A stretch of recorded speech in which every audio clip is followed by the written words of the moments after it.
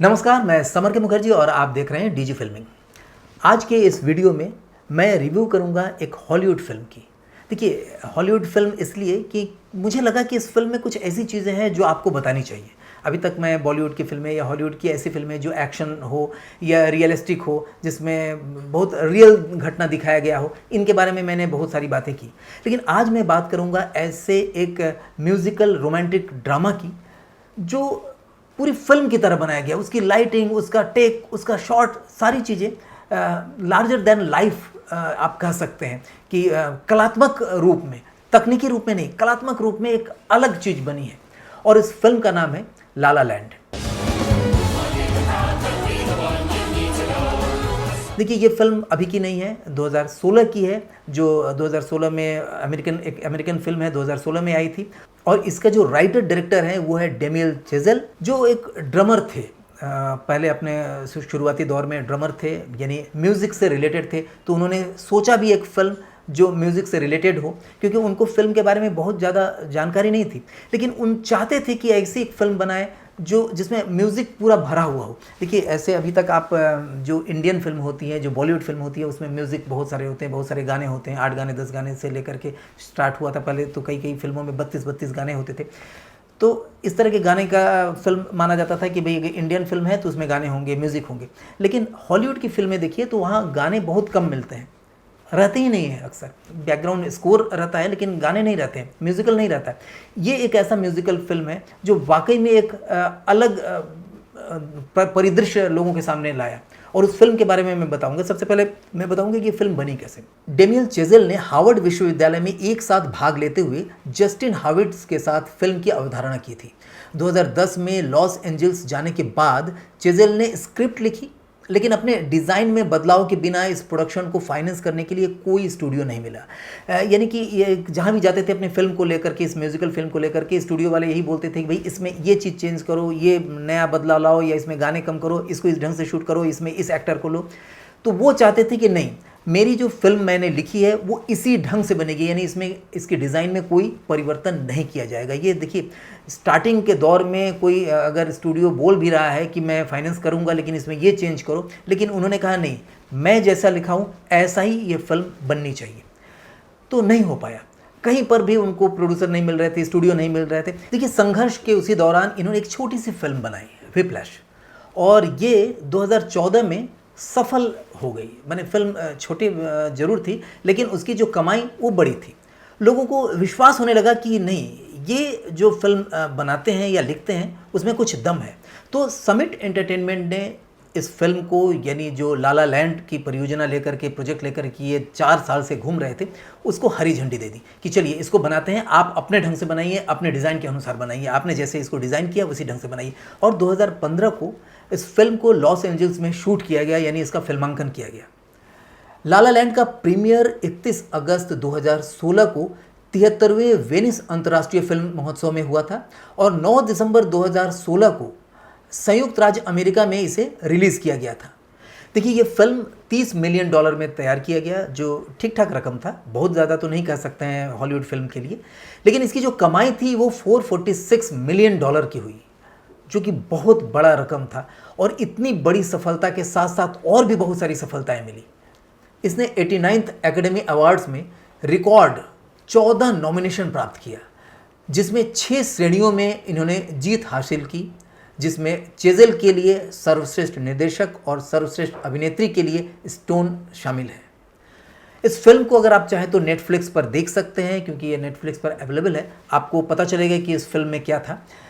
अभी संक्षेप में, मैं टेक्निकल में बाद में जाता हूँ, संक्षेप में मैं आपको इसकी स्टोरी बता रहा हूँ, क्योंकि तभी आपको देखने में भी अच्छा लगेगा।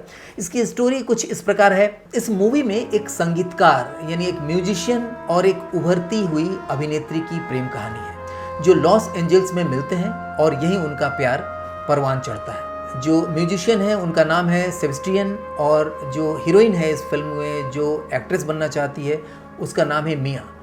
सेबेस्टियन और मिया दोनों मिलकर अपने करियर की राह पर आगे बढ़ते हैं और एक दिन मिया मशहूर एक्ट्रेस बन जाती है। दूसरी तरफ सेबेस्टियन का भी बैंड अच्छा खासा पॉपुलर हो जाता है, लेकिन इनका यह करियर और ये कामयाबी दोनों के प्यार को कहीं ना कहीं रोक देते हैं, स्टॉप कर देते हैं। बैंड टूर को लेकर दोनों के बीच में झगड़ा हो जाता है। कहानी में तमाम उतार चढ़ाव के बीच 5 साल गुजर जाते हैं। मिया यानी हीरोइन एक दूसरे शख्स से शादी कर लेती है जिससे उसकी एक बेटी होती है। एक दिन वह अपने पति के साथ बार जाती है जहां उसे पता चलता है कि सेबेस्टियन ने क्लब खोल लिया है। यहाँ सेबेस्टियन लव थीम बजाता है, दोनों की नज़रें मिलती है।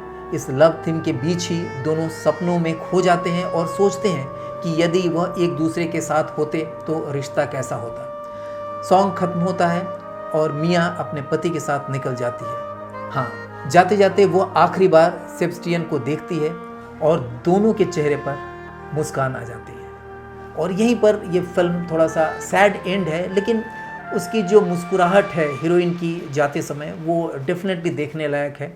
आपको उसके अंदर दर्द भी मिलेगा, प्यार भी मिलेगा, पछतावा भी मिलेगा, बहुत सारी चीज़ें उसको मिलेगी, दुआ भी मिलेगी कि तुम खुश रहो, बहुत सारी चीज़ें मिलेगी एक साथ। इसीलिए इस फिल्म में बेस्ट एक्ट्रेस का अवार्ड भी दिया गया एकेडमी की तरफ से, यानी ऑस्कर मिला इनको। तो ये थी फिल्म। अब हम आते हैं टेक्निकल पर, क्योंकि जब आप इस फिल्म को देखेंगे तो क्या क्या चीज़ें आपको देखना ज़रूरी है। देखिए, फिल्म देखने जाएंगे तो डेफिनेटली इसके जो स्टोरी में आप खो जाएंगे, लेकिन देखते समय आपको टेक्निकल किन किन बातों का ध्यान रखना पड़ेगा देखते समय, वो अगर हम बता देंगे तो डेफिनेटली आपकी नज़र उस पर पड़ेगी और आप अपने फिल्म में, अपने काम में भी उन चीज़ों में से कुछ चीज़ें आप ज़रूर चुरा सकते हैं और अपने फिल्म में, अपने काम में लगा सकते हैं।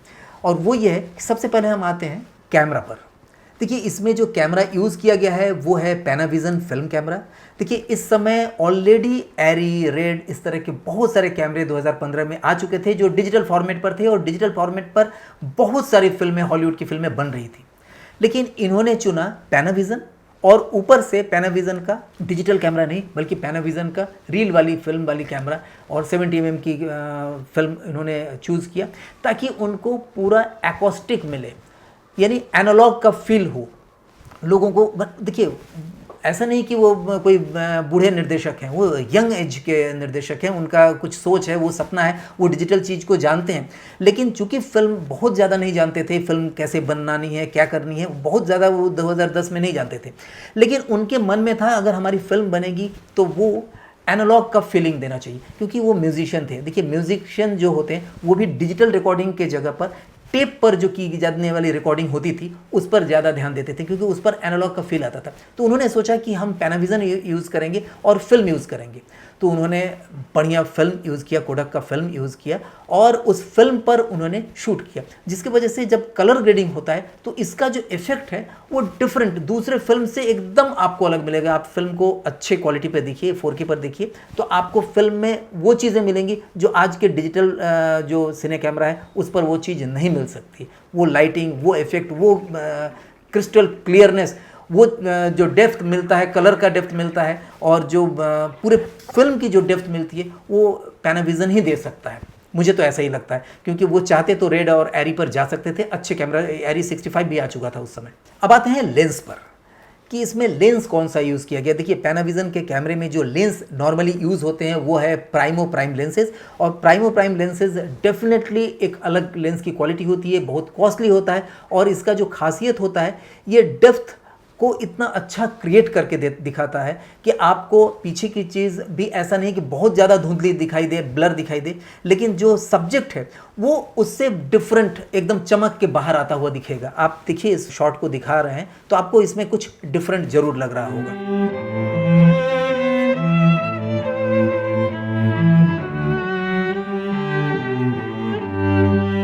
अब आते हैं हम डेप्थ ऑफ फील्ड की। देखिए, इसमें चूंकि ये म्यूजिकल फिल्म है, इसमें हमने देखा है कि जबकि जो ये लेंसेज हैं ये काफ़ी फास्ट लेंसेज हैं और अपर्चर ओपनिंग आपको बहुत अच्छी मिलती है, लेकिन इसको अधिकतर 4, 5.6 या 8 तक ही शूट किया गया है, यानी डेप्थ ऑफ फील्ड को ज़्यादा रखा गया है। बहुत ज़्यादा पीछे की चीज़ें ब्लर नहीं दिखाई दे रही है, क्योंकि ये चाहते थे जो डायरेक्टर है कि उनका बैकग्राउंड भी खिल कर आए, बैकग्राउंड के कलर भी खिल कर आए, बैकग्राउंड में जो लोग हैं वो भी दिखाई दे।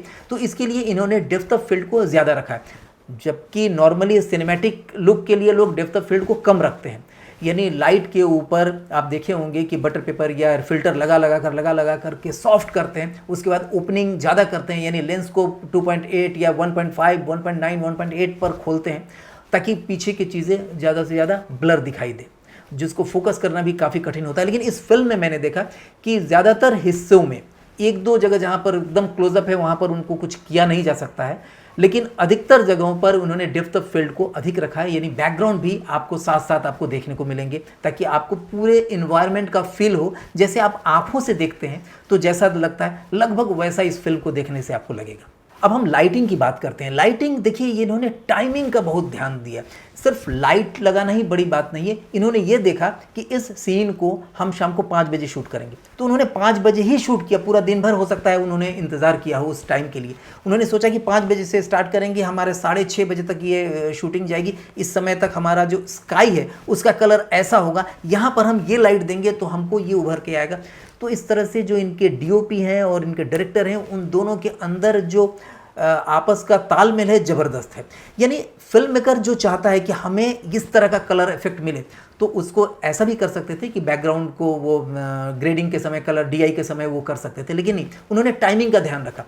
और दूसरा, जो भी लाइट इन्होंने यूज़ किए हैं वो काफ़ी ज़्यादा तीव्रता वाले, इंटेंसिटी को काफ़ी ज़्यादा उन्होंने दिया, ताकि एपर्चर को वो कम खोल सके, ज़्यादा खोलने की ज़रूरत ना पड़े।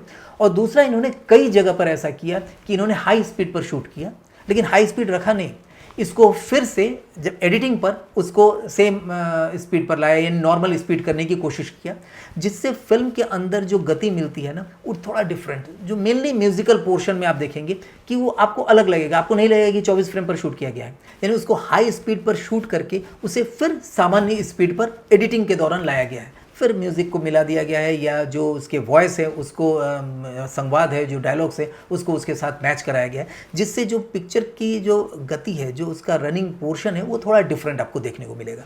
अब आपको मैं बताऊंगा इसमें जो सेट एंड आर्ट वर्क है, ये ज़बरदस्त कलरफुल और म्यूज़िकल आपको लगेगा। आपको हर चीज़ म्यूज़िकल लगेगा। आपको जो उसके पीछे के कलर देखेंगे, जो उसके डिज़ाइन है, जो उसमें सेट प्रॉप्स यूज़ किए गए हैं, वो सारी चीज़ों को ध्यान में रखकर किया गया है कि इसको हमको ऐसा दिखाना है जो म्यूज़िकल लगे, कलरफुल लगे। जानबूझकर कलर का यूज़ किया गया है। आप ये मत सोचिएगा कि हिंदी फिल्मों में ही बहुत कलरफुल बनाया जाता है। इंग्लिश फिल्म में अक्सर आप देखे होंगे कि सिपिया टोन में या ग्रीनिश टोन में होता है, लेकिन इस फिल्म को ऐसा कभी नहीं दिखाया गया। इस फिल्म को कम्प्लीटली कलरफुल रखा गया, जो म्यूज़िकल फिल्म में होना चाहिए। आप ध्यान दीजिए, अगर आपका रोमांटिक फिल्म है, म्यूज़िकल फिल्म है, तो आप भी जब फिल्म बनाइए तो उसको पूरा कलरफुल बनाइए, बेहतरीन लगेगा। उसमें आप ज़्यादा अपना सिनेमैटिक लुक देने के लिए कोई टोन या टिंट मत दीजिए, वो अच्छा नहीं लगेगा। इस फिल्म में आपको कई शॉट ऐसे मिलेंगे जो आपको लगेगा कि यार ऐसा तो हम सोच ही नहीं सकते थे, इन्होंने दिया है, ये बहुत अच्छा लग रहा है देखने में। तो मुझे भी लगा कि मैंने सोचा पहले कि अरे मैं रहता तो ऐसा नहीं करता, लेकिन फिर जब फिल्म देखने जा रहा था जब पूरी तरह से, तो लगा कि नहीं, इससे अच्छा कुछ हो ही नहीं सकता, ये बेस्ट इन्होंने सेलेक्ट किया। तो इस पर आप ध्यान दीजिएगा। देखिए, जो नेक्स्ट है इसका, वो शॉट का टेकिंग है। इसमें हमने देखा कि जो शॉट को टेक किया गया है, इसमें भी कोरियोग्राफ किया गया है।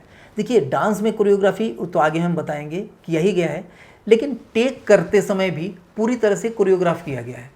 यानी आपको कैमरा यहाँ से इधर ले जाना है, यहाँ से इधर ले जाना है, वो पीछे कोरियोग्राफर पूरा उसको टैप करके बता रहा है। दूसरा, रनिंग का जो गति है, आपको कैमरा ले चलने की गति है, वो भी म्यूज़िक सुन करके लग रहा था कि पूरा का पूरा बैकग्राउंड म्यूज़िक भी कई जगह पर प्ले किया जा रहा है, ताकि जो कैमरामैन है वो उसको उसी गति से शूट करे। इससे आपको पूरी फिल्म में एक मधुरता मिलेगी, आपको म्यूज़िकल लगेगा। जो डायलॉग्स भी बोल रहे हैं, जो उनके हाव भाव है, वहाँ पर कोई भी गाना नहीं है, लेकिन आपको लगेगा कि ये फिल्म म्यूज़िकल है। तो ये कमाल का टेकिंग है, जिसमें कोरियोग्राफ किया हुआ टेकिंग आप कह सकते हैं। कि ऐसे भी तो नॉर्मली होता है कि टेक करते समय कैमरा को कहाँ पर उसमें मूवमेंट दिया जाएगा, कहाँ पर उसको मैग्नीफिकेशन किया जाएगा, ये सारी चीज़ें होती है, बताई जाती है, लेकिन इसमें पूरा रिदम के साथ किया गया है। पूरी फिल्म को आप देखेंगे जो टेक किया गया है वो रिदमिक टेकिंग किया गया है। अब आते हैं मोशन गियर पर। देखिए, इसको मोशन देने के लिए डेफिनेटली पूरी की पूरी फिल्म किसी न किसी रूप में मोशन दिया गया है। जैसे स्टेडी कैम का यूज़ किया गया है, इसमें पैनाविजन को स्टेडी कैम में ले करके चलना, उतनी भारी कैमरा को डेफिनेटली बहुत हार्ड वर्क है। साथ में जिमी जिप का यूज़ किया गया है, और इसमें मैनुअल क्रेन का बहुत जगह यूज़ किया गया है। जबकि जिमी जिप से वो शॉट लिया जा सकता था, लेकिन जो डीओपी है उसको लगा कि नहीं, जिमी जिप इसमें उतना अच्छा नहीं कर पाएगा जितना मैं खुद सोच के उसको अच्छा मूवमेंट दूंगा। इसलिए मैनुअल क्रेन जो पहले ज़माने में चलते थे, आज से 10 साल 15 साल 20 साल पहले, तो उस क्रेन पर वो बैठ करके शूट किया उन्होंने। कई जगह पर मोशन कंट्रोल्ड जो कार है उसका यूज़ किया गया, उसके ऊपर कैमरा को रख करके चलाया गया। तो ये चीज़ें बहुत अच्छी है, यानी पूरी की फिल्म में गति और रिदम का ध्यान रखा गया, जैसे कि मैंने बताया था।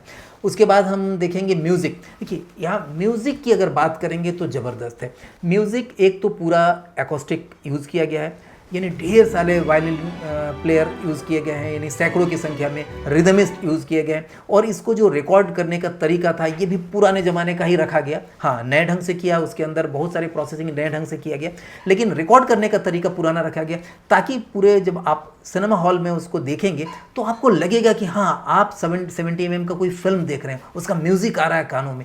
तो पूरा का पूरा गाने, चाहे वो बैकग्राउंड स्कोर हो, चाहे सॉन्ग हो, चाहे डांस का पोर्शन हो, उसके लिए जो म्यूज़िक तैयार किया गया उसमें ज़बरदस्त मेहनत की गई। इसमें पूरा का पूरा पोर्शन नोटिफिकेशन से किया गया, यानी एक भी चीज़ ऐसा नहीं था। वैसे नोटिफिकेशन का यूज़ तो मेनली हॉलीवुड के हर फिल्मों में होता ही है, लेकिन इसमें कुछ ज़्यादा नोटिफिकेशन करके, यानी चूँकि वो ड्रमर थे, वो म्यूजिशियन थे, तो वो एक एक बिट को भी नोटिफिकेशन से लिख करके ही लोगों को दिए कि इसी ढंग से आपको बजाना है, यहाँ पर यही चीज़ आएगा। ये एक अच्छा चीज़ है। और चूँकि म्यूज़िकल फिल्म है तो म्यूज़िक के साथ साथ कोरियोग्राफी होना ही चाहिए। हमने बताया था कि कोरियोग्राफी के बारे में बताऊंगा। कोरियोग्राफी भी ज़बरदस्त इसमें किया गया। कोरियोग्राफी करने के लिए इसमें जो तैयारियाँ हुई वो ज़बरदस्त थी। इसके लिए इन्होंने क्या किया कि आप देखेंगे कई जगह पर मेकिंग में कि स्मार्टफोन से पहले पूरी कोरियोग्राफी किया गया, शूट किया गया कि यहाँ पर ये आएगा, यहाँ पर ये निकलेगा, यहाँ पर ये डांस होगा। उसके बाद फिर कैमरामैन को यानी डीओपी को बताया गया कि हमको ऐसे ही चाहिए, ताकि उनको रिदम समझ में आ जाए। हमने पहले ही बताया था कि शॉट लेते समय रिदम का बहुत ध्यान रखा गया है कि रिदमिक शॉट हो, तो उसके लिए इनकी तैयारी ज़बरदस्त थी। ये स्मार्टफोन से कई कई दिन तक रिहर्सल किया, और उसके बाद जब उनको लगा कि नहीं स्मार्टफोन पर अच्छा आ गया, अब यही चीज़ हमको मेन फ्रेम कैमरा पर चाहिए, तो उसके बाद उन्होंने डीओपी के साथ मिल करके उस चीज़ को किया। और इसमें डीओपी भी कई बार टेस्ट के लिए स्मार्टफोन को लेकर के दौड़े। उसके बाद वो समझ गए कि हमको यहाँ से ऐसे जाना है, क्योंकि उतनी भारी कैमरा लेकर के रिहर्सल करना संभव नहीं होता था। तो आप देख लिए होंगे कि बड़े बड़े फिल्मों में भी स्मार्टफोन का कितना ज़्यादा महत्व होता है। यानी आप टेस्टिंग के लिए उस पर आप काम कर लीजिए, उसको आप देख लीजिए। आप यहाँ देख रहे होंगे यहाँ पर कि मेकिंग के दौरान किस तरह से ये लोग रिहर्सल कर रहे हैं। तो इन चीज़ों से जब कोई फिल्म बनती है ना, तब जाके मास्टरपीस फिल्म बनती है, तब जाकर के फिल्म को ऑस्कर में कुछ नाम मिलता है, ऑस्कर अवार्ड मिलता है। तो आपको भी अपने फिल्म के लिए, अपने जो भी प्रोजेक्ट आपने सोचा हो माइंड में, तो इस तरह से सोचिए कि जो एक बार कर लेना तो आपको ये ना लगे कि इसमें कोई कमी रह गई है। आपको ये वीडियो कैसा लगा? अगर आप चाहते हैं कि इस तरह से और भी फिल्मों का रिव्यू या टेक्निकल रिव्यू मैं बताऊं, तो आप कुछ नाम सजेस्ट करिए। इस फिल्म को भी किसी ने सजेस्ट किया था, तो मैंने फिल्म देखा, उससे पहले मैंने नहीं देखा था, तो मुझे लगा कि नहीं, डेफिनेटली इसके बारे में आपको बताया जाना चाहिए। तो इस तरह की चीज़ें हमें भी बताइए। आपकी वजह से मैं कुछ फिल्में देख लेता हूँ, मैं कुछ सीख लेता हूँ, और उसके बाद आपको भी सिखा पाता हूँ। नमस्कार।